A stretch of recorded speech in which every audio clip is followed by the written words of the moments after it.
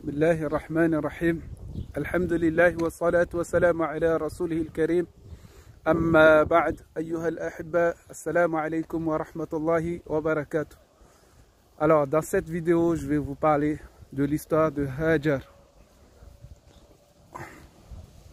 Hajar alayha salam, qui était la femme de Ibrahim, qui était une princesse d'Égypte. J'en dis que c'était une esclave, mais avant d'être esclave, capturée à la guerre, elle était une princesse. Elle était une princesse. Alors, son histoire, c'est quoi? Vite fait. Hajar alayha salam, on ne va pas parler de son histoire en entier, mais juste la moitié de son histoire. Ibrahim alayhi salam, il attendait un enfant que Dieu l'avait promis durant des années. Durant des années de demandes, Dieu l'a donné. Dieu l'a donné Hajar alayha salam comme épouse. Une femme qui était une princesse, qui était noble, que les gens l'ont rendue en esclave, bien sûr. Elle était noble et noble de caractère aussi. Hajar alayha salam était noble de caractère aussi. Sarah l'a choisi pour être son coépouse. Sarah l'a choisi pour être son coépouse. Ça c'est Hajar alayha salam. Sarah s'est sacrifiée pour que son mari ait un enfant. Et lorsque Dieu lui a donné cet enfant, il se mariait avec une femme fertile, parce que Sarah était une vieille femme. Elle était déjà stérile et déjà vieille, un âge bien avancé. Alors, elle était déjà désespérée. Elle était désespérée qu'elle ne va pas avoir d'enfant. Mais Dieu lui a donné quand même. Donc, qu'est-ce qui s'est passé? Il lui a donné un enfant, l'enfant promis à Ibrahim alayhi salam, c'était Ismaïl. Et lorsque l'enfant est arrivé, Ibrahim alayhi salam, Dieu l'a ordonné d'amener sa femme, Hajar, et son fils Ismaïl dans un lieu lointain, loin de Our, loin de la Palestine, loin de Babel, loin de tout. Où? À Makka, dans le désert.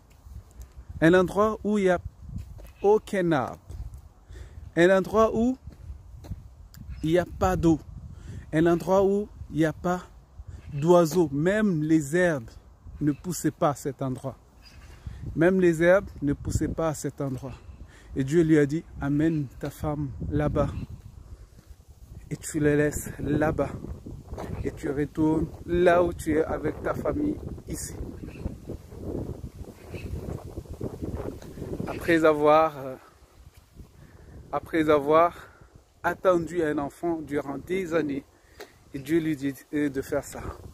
Si c'était toi, qu'est-ce que tu aurais fait? Alors, Ibrahim a accepté. Il a amené sa femme et son enfant à un endroit où il ne connaissait pas. À un endroit où Dieu l'a indiqué. À un endroit où Dieu l'a montré. Il est parti avec son épouse. Il l'a laissé là-bas. Et au moment de partir, cette femme qui est Hajar, alayha salam, elle a demandé à son tendre mari, époux, prophète Ibrahim alayhi salam, qu'est-ce qu'il lui a demandé? Est-ce que c'est ton Dieu qui t'a ordonné de nous laisser ici? Il a répondu par un signe, oui. Et il est parti sans retourner parce que ça lui faisait mal au cœur de laisser sa femme et son enfant à un endroit où il n'y a rien du tout. Mais il sait, il savait. Il sait et il savait, et sa femme aussi savait, que si c'est Dieu qui l'a ordonné, alors Dieu ne va pas le laisser comme ça. Dieu ne va pas le laisser ainsi. Alors Hajar lui a répondu, si c'est ainsi, Dieu ne va pas me laisser comme ça. Dieu ne me laissera pas tomber. Mais ce que vous ne savez pas, que Hajar alayhi salam, Hagar, qu'est-ce qu'elle a fait? Elle ne s'est pas restée à un endroit à attendre. Elle n'est pas restée à un endroit à attendre. Mais elle est partie à la recherche de l'eau. Elle montait à droite, à gauche, d'une montagne sur une autre, pour chercher quelque chose. S'il y a quelqu'un qui vient de l'autre côté, elle était en train de chercher partout. Est-ce qu'il y avait quelqu'un qui venait? Est-ce qu'il y a de l'eau quelque part? Est-ce qu'il y a deux oiseaux qui volaient quelque part? Pour qu'elle trouve un endroit pour boire de l'eau, pour pouvoir abreuver son enfant. Car elle ne pouvait plus abreuver son enfant, elle ne pouvait plus donner de lait à son enfant. Alors, par son effort, par son geste, par son inquiétude, Dieu a fait jaillir de l'eau de la terre. C'est ce que les gens appellent la loi d'attraction. Elle désirait tellement de l'eau. Et Dieu a fait jaillir de l'eau d'un endroit où, jusqu'à aujourd'hui, les gens du monde entier viennent à cet endroit pour boire de l'eau. Les gens du monde entier viennent pour boire l'eau par l'effort de cette femme. Et que les gens du monde entier viennent pour faire les mêmes actions que cette femme a fait. C'est-à-dire faire le sa'i. Faire le sa'i par l'effort de cette femme, par le courage que cette femme avait, Dieu nous a ordonné de faire la même chose que cette femme. C'est-à-dire de faire les mêmes actions, c'est-à-dire un va-et-vient sur le mont Safa et Marwa qui mesure 1 kilomètre à peu près, qu'on doit le faire 7 fois comme cette femme l'avait fait, ce qui est un peu difficile pour certains et pour d'autres c'est rien du tout. Mais on doit le faire pour toute personne qui va faire le Hajj, et doit le faire. Mais grâce à l'effort de cette femme, grâce à ses efforts, aujourd'hui, un endroit qui était désert, qui n'avait rien du tout, il y a quoi? Il y a de l'eau à boire. Les gens ont commencé à peupler cet endroit. À son époque, les gens sont venus pour peupler cet endroit. Elle a fait un effort. Il y avait un mal, mais derrière le mal, il y a un bien. Pour certains, ils vont penser qu'il y a un mal, mais il n'y a pas de mal, car derrière ce mal-là, il y a un bien. Inna ma'al usr yusra. Avec la difficulté, il y a la facilité. Avec la difficulté, il y a la facilité. Hajar, c'était difficile pour elle, mais il n'y a rien qui était difficile aux yeux de Dieu. C'était impossible pour nous de constater qu'à un endroit désert, Dieu peut faire jaillir de l'eau. Mais à cet endroit, Dieu a fait jaillir de l'eau. C'était difficile pour nous de voir un endroit désert, que les gens viennent peupler cet endroit-là. Même aujourd'hui, si vous allez dans le désert de Sahara, peut-être vous allez trouver 1 ou 2 personnes qui y vivent, mais il n'y a personne. Dans le désert de Sahara, il n'y a personne. Parce que c'est un désert, il n'y a pas de l'eau, il n'y a rien. Donc il n'y a personne qui va peupler. Mais un endroit qui est désert, Dieu a fait jaillir de l'eau. Et que cet endroit-là, les gens ont commencé à peupler. Et que c'était une source d'eau, une source, qu'à partir de cette source-là, le monde entier vient boire.